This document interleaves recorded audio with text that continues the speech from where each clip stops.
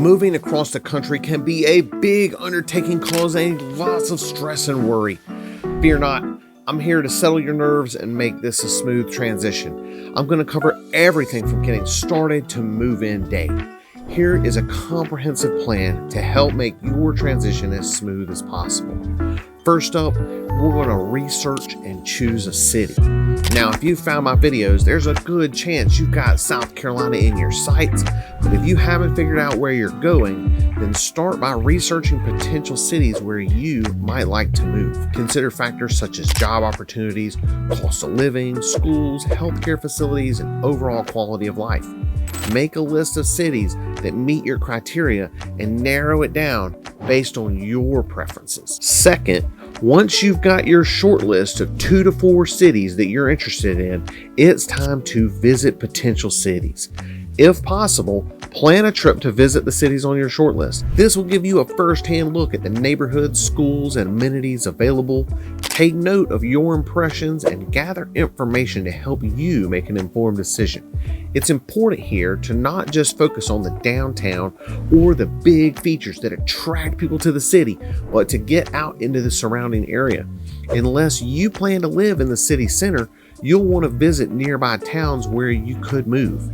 Now, in case you're watching for the first time, I'm David Crum, and if you want to know everything there is about living in South Carolina, especially Greenville, make sure you subscribe below, tap the bell for notifications, and you can be the first one to learn about the current market here.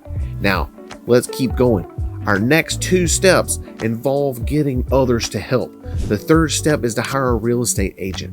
Find a reputable real estate agent that specializes in the area where you want to buy a home. They can help you navigate the local market, find suitable properties, and negotiate the best deal. Make sure to communicate your preferences and priorities to your agent. Step 4 is another person, and it goes hand in hand with step 5. Number 4 is to secure financing. Work with your mortgage lender to finalize your loan application and secure financing for the purchase.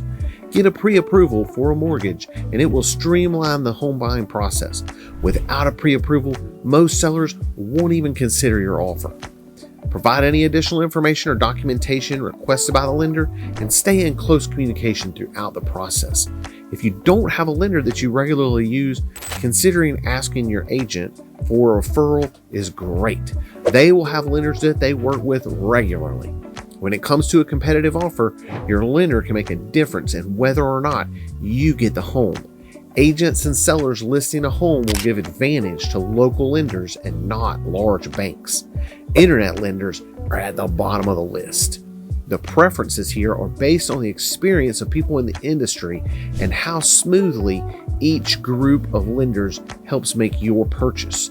Smaller local lenders tend to communicate better. You often have their cell phone number. They have much more success in getting you the house. Larger banks are often harder to talk to unless you have a regular contact that will personally be managing the loan process and not passing it off to a corporate 800 number. Internet lenders tend to issue pre-approvals without much information, and this can make their offers less likely to close. None of this means that you can't be successful with these lenders. Just know that you won't be viewed as favorably by sellers when they're making a decision on what offer to take. Now, step 5, right in line with finding a lender, is to set a budget for you.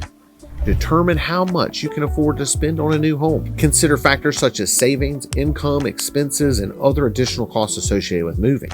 You've got your pre-approval from the lender, which means you know the amount they're willing to lend, but you may find that you don't want to spend that much, or that you're willing to add some of your savings to go above that number if it's the perfect home for you. Now, step 6 brings us back to the city that you've chosen for your move.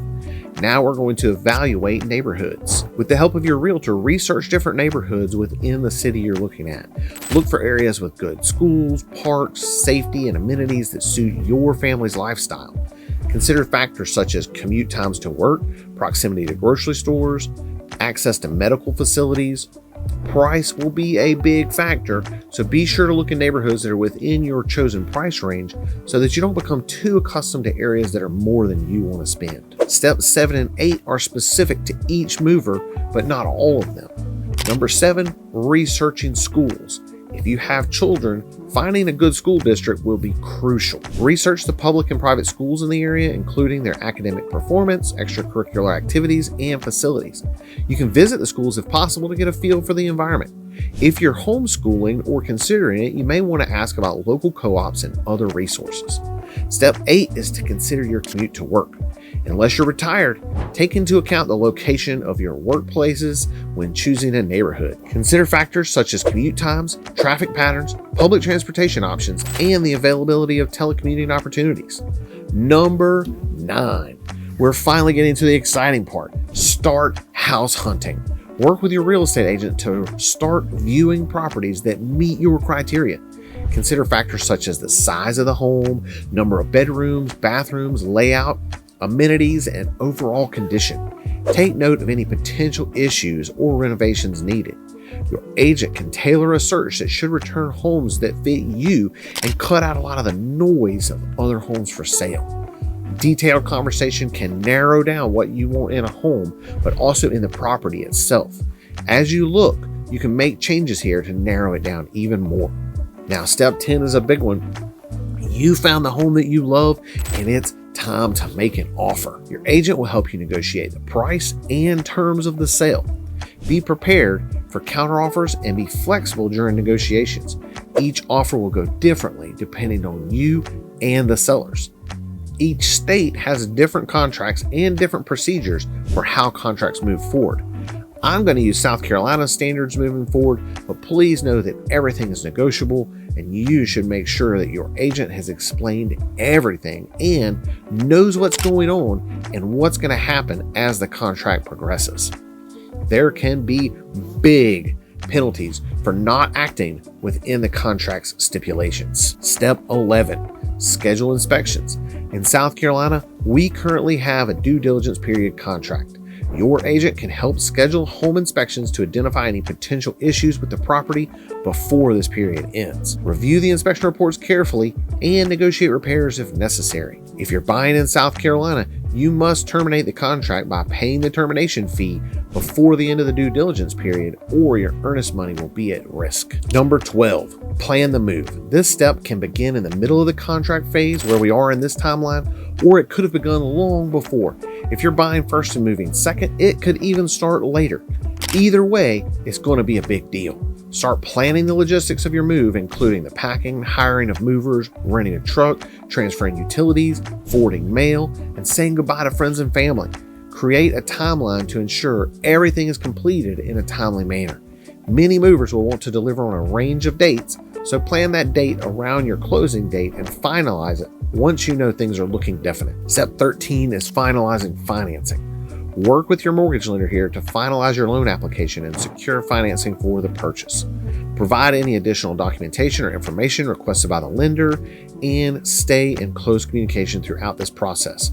During the contract period, the lender will most likely do an appraisal, and if it doesn't come in at or above the agreed price, then your agent can help you with the renegotiation. A few days before close, you're looking to hear the magic words from your lender, clear to close.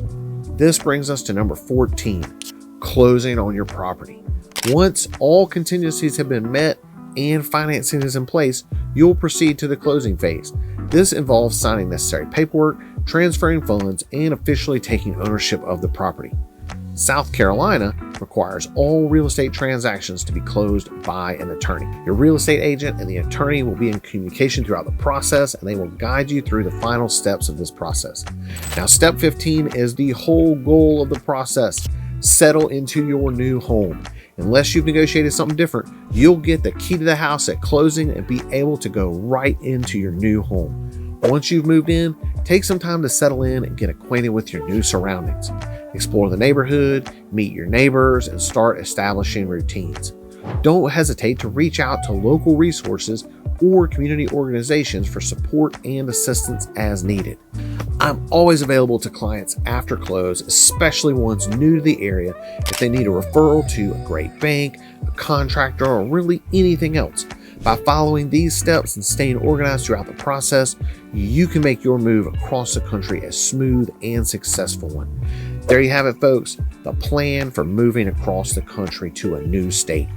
If you've moved out of state and bought a house in a new place, Leave us a comment and let us know how your experience was.